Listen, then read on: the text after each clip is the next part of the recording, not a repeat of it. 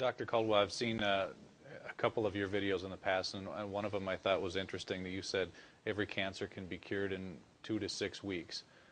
Can you talk a little bit more about that, and what are some of the ways that that's possible?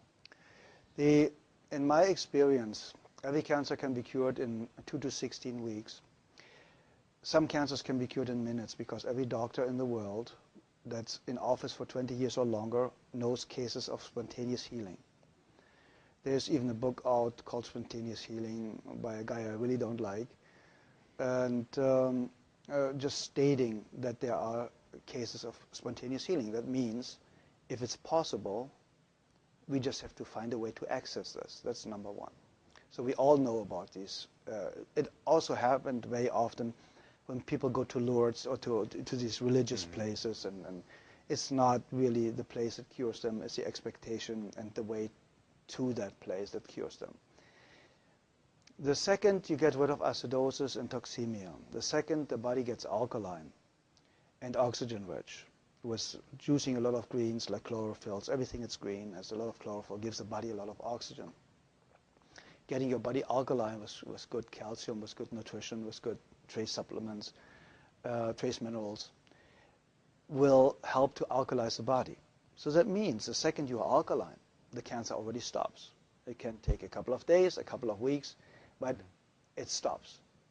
You get the body to a healing pH level, which the pH scale goes from 0 to 14, so 7 is neutral, and you need to be slightly alkaline. 7.36 is ideal. But in the healing phase, you should go up to 7.5. It's a little bit over-alkalizing the system. A great friend of mine, Dr. Martin in Germany, he is using oxygen more step therapy, for example, where you take the blood out, get ionized oxygen, and you lead the blood back in. And you do this 12 times, and you have basically brand new blood like a newborn baby. So you already eliminated the lack of oxygen. You see the blood coming out looks like black. They put the oxygen in and it becomes pink.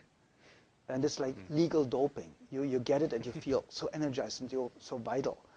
And there are, we know basically with what I used, what my MDs in Europe used is vitamin C injections, intravenous vitamin C injections, 100 cc's a day, 3 times a week. That's what we used in certain cases more often.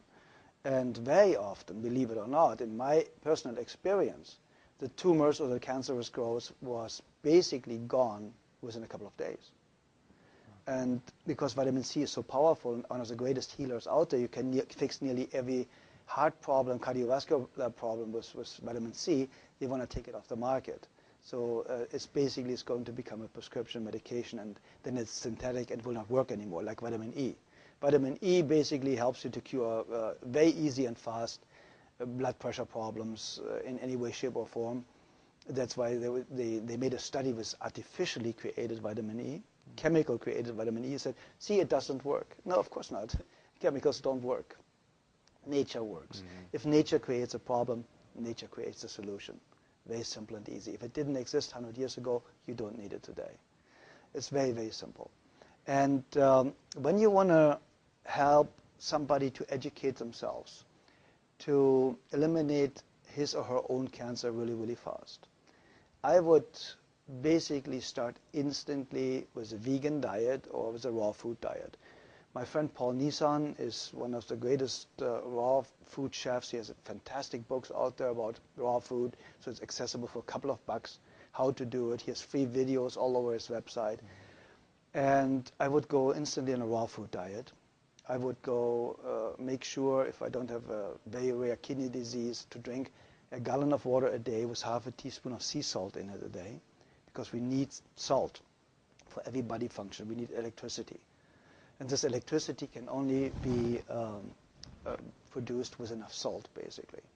So if you have a lack of salt, you have a blood pressure problem. See, and we're not supposed to have salt, though, too, especially if we have high blood pressure. That's what we're told. Okay, it's the opposite. The problem is they are talking about table salt. Very often, table salt is 1/3 glass, 1/3 sand, and 1/3 salt. So the glass or the sand is scratching the arteries, and they start to bleed. So now cholesterol goes there stop it from, make you survive, to stop it from bleeding, so that you don't bleed to death internally. So now they say the cholesterol all of a sudden is the cause of the high blood pressure because it narrows the blood ways. And that's completely absurd, because you die of not enough cholesterol. You do not die of too much. There are people with a cholesterol of 600, perfectly healthy, never been sick in their lifetime. So what do you do with a patient in a burn unit? You give them 20 to 25 hard-boiled eggs a day, because they know only cholesterol can rebuild brand new healthy cells really, really fast. Nearly 87% of a cell is built from cholesterol. So where does the new cell potential or foundation come from if you have a lack of cholesterol? Everybody should have at least 250 combined cholesterol. And then they tell you LDL and HDL are good and bad cholesterols. It's not even cholesterol. It's a protein that transports cholesterol. So they are too stupid to even narrow it down the right way. So if you look at the facts, and if you look what they know and what they don't know, you know that Dr. Gary Null stated it, and a lot of other people. The medical profession, the medical doctor, statistically has the shortest lifespan of 56 years of age, the highest abuse rate of alcohol and drugs, the highest suicide rate. Only the psychiatrist is higher. And so you go to somebody that has the lowest lifespan, highest suicide rate, highest drug abuse rate, to ask them how to have a healthy, happy, long life. Yeah. I think we should rethink our way of thinking.